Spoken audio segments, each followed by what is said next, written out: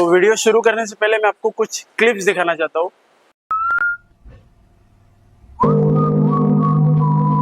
Are temporary gains really worth it? तो जितने भी लोग जिम जा रहे हैं या फिर अपनी बॉडी को एस्थेटिक लुक देना चाहते हैं, उन लोगों को मैं एक कंपैरिजन देना चाहता हूँ कि एक नेचुरल लिफ्टर और एक एनहेंस लिफ्टर में फ़र्क क्या होता है।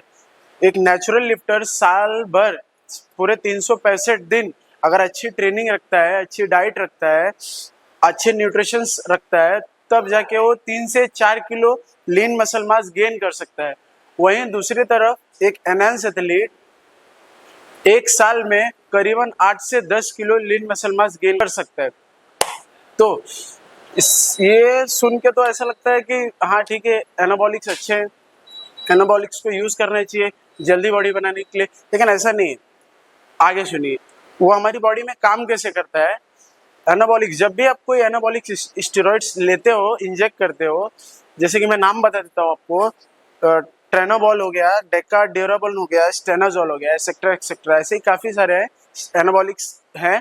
तो जब भी आप किसी भी एनाबॉलिक्स को आप इंजेक्ट करते हो तो वो ब्लड के थ्रू ट्रैवल करके आपके मसल टिश्यू तक जाता है, और वही मसल टिश्यू एंड्रोजन रिसेप्टर्स के थ्रू आपकी बॉडी एब्जॉर्ब कर लेती है। इसका मतलब कि आपकी बॉडी एनाबॉलिक स्टेरॉइड्स को एब्जॉर्ब कर चुकी है, आपके जो मसल टिश्यूज थे वो सेल तक पहुंच चुके हैं। जिससे होता क्या है कि जो प्रोटीन सिंथेसिस का जो प्रोसेस रहता है वो काफ़ी फास्ट हो जाता है, जिससे कि आपकी मसल रिकवरी फास्ट हो जाती है। और इतना ही नहीं, कॉर्टिसोल जो कि एक स्ट्रेस हार्मोन है, एनाबॉलिक्स उसको भी कम करता है, जिससे कि आपका मसल प्रोटीन ब्रेकडाउन रहता है वो भी कम हो जाता है, जिससे कि आपकी मसल रिकवरी फास्ट हो जाती है।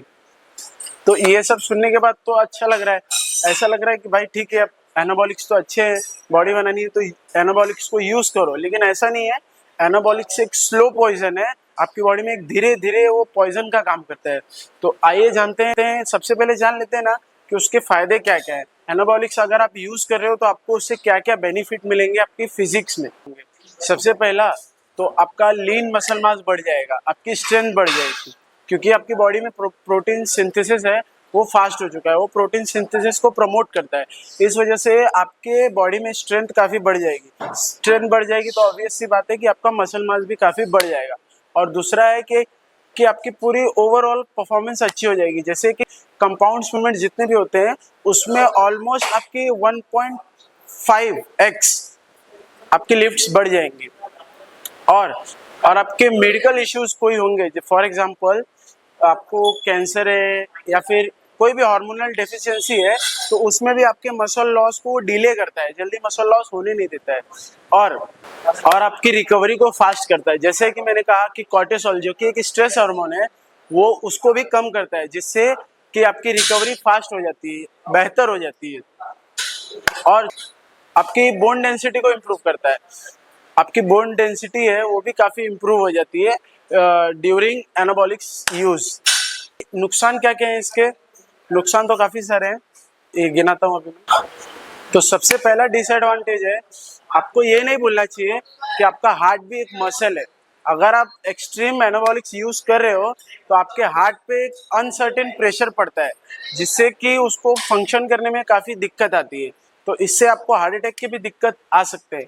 और दूसरा, जब आप एनाबॉलिक्स यूज़ करते हो तो आपकी मील्स वगैरह एक नॉर्मल ह्यूमन से काफ़ी ज़्यादा हाई होती है, जिससे कि आपकी लीवर पे, आपके किडनी पे एक अनसर्टेन प्रेशर आता है, उस मेटाबोलाइज करने के लिए एक अनसर्टेन प्रेशर आता है।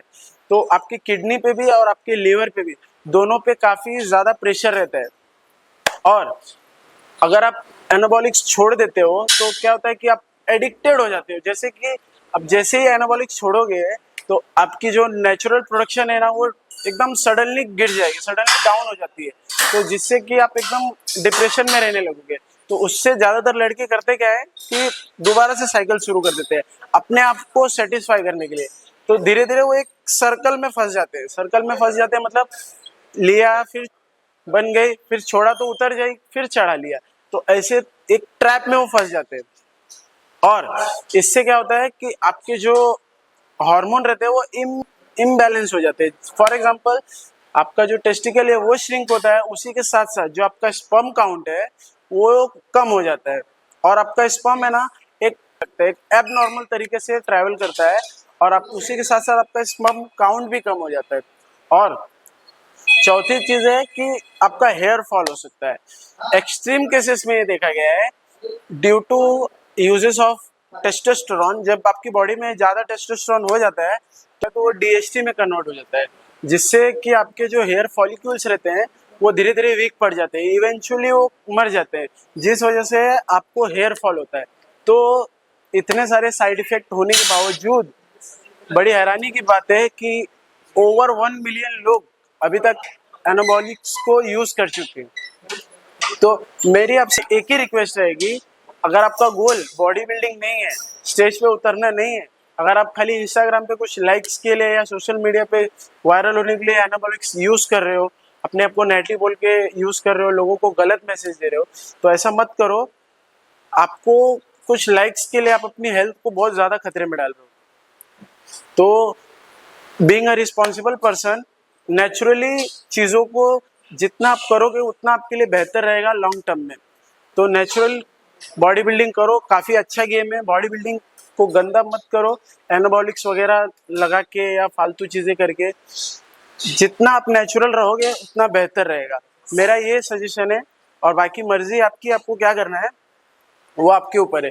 मैं आपको ये सजेस्ट करूंगा, अगर आपको बॉडी बिल्डिंग गोल नहीं है तो आप नेचुरली जाइए। आप उसमें आप सप्लीमेंट का सहारा ले सकते हैं, like protein, creatine, multivitamin and many other thing, जो भी आपको एल कार्निटाइन, एल आर्जिनाइन जो भी लगता हो, but not in anabolics. Okay, आप खाली सप्लीमेंट्स यूज कर सकते हैं, जिससे कि आपको थोड़ी मदद मिल जाएगी अपनी जर्नी में, ना कि आप दूसरों को सोशल मीडिया पे देख के इन्फ्लुएंस होके एनाबॉलिक्स मार ले रहे हो बॉडी बनाने के लिए। वो कुछ काम की नहीं है, आपके पूरे ऑर्गन्स वीक हो जाएंगे। खास करके टीनेजर्स को तो बिल्कुल नहीं यूज करना चाहिए। तो आज की वीडियो में इतना ही था। होपफुली आज एक अच्छा मैसेज आपको गया होगा। अगर आपको मेरी बातें कुछ समझ में आई हो, कुछ मदद मिली हो, तो leave a comment and do not forget to subscribe our channel. Thank you.